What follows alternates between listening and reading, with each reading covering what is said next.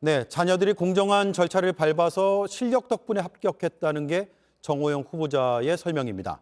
하지만 석연치 않아 보이는 점이 많습니다.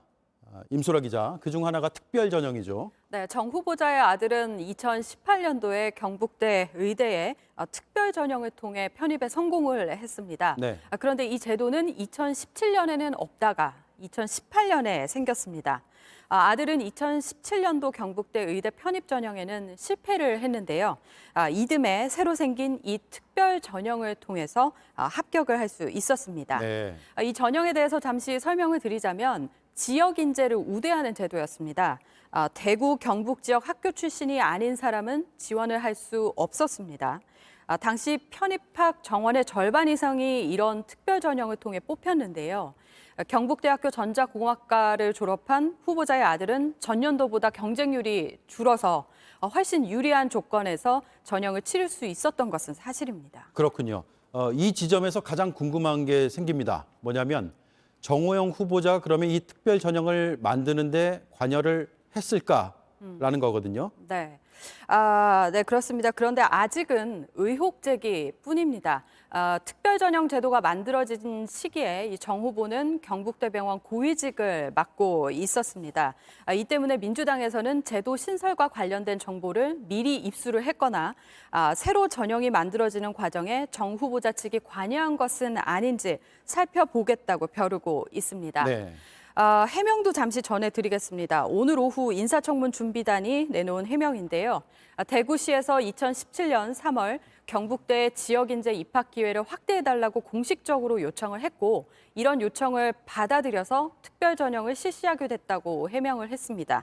또한 병원장이던 후보자는 특별 전형 실시 여부를 결정할 수 있는 권한이 없었다라고 강조를 했습니다. 네.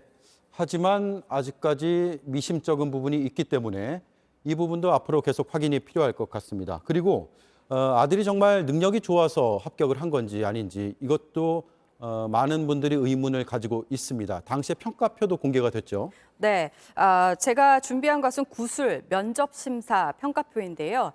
구술 면접심사 과정에 특혜가 있었는지에 대한 의혹이 있습니다. 이런 과정에는 심사위원들의 주관적 평가가 반영될 수밖에 없어서 쟁점이 되는 부분인데요. 잠깐 보시겠습니다. 네, 정 후보자의 아들은 1고사실에서 16점, 그리고 2고사실에서 17에서 18점, 그리고 3고사실에서 18에서 19점을 각각 얻었습니다. 네. 면접고사 평가표인데요. 위원 3명이 각각 27, 29, 29점을 매겼습니다. 높은 점수인가요? 비교적 높은 점수라고 할 수 있을 것 같고요. 이런 점수를 토대로 지원자 가운데 7번째로 높은 성적을 얻어 합격할 수 있었습니다. 네. 심사위원이 무작위로 선발돼서 들어가기 때문에 통상적인 경우라면 심사위원이 누군지를 잘 모르잖아요. 네, 맞습니다. 그런데도 의혹이 제기되는 배경을 잠깐 살펴보겠습니다. 심사위원으로는 의과대학 임상교수가 30%, 그리고 기초의학을 담당하는 교수가 70% 정도가 참여했는데요. 물론 무작위로 배정이 되긴 합니다. 그런데 경북대병원과 의대에서 오랜 기간 일해온 정 후보자의 이력을 감안하면 이 가운데 후보자와 친분이 있고 자녀에 대해 알고 있는 사람들이 심사위원으로 들어갔던 것은 아닌지 관련 해명이 필요합니다.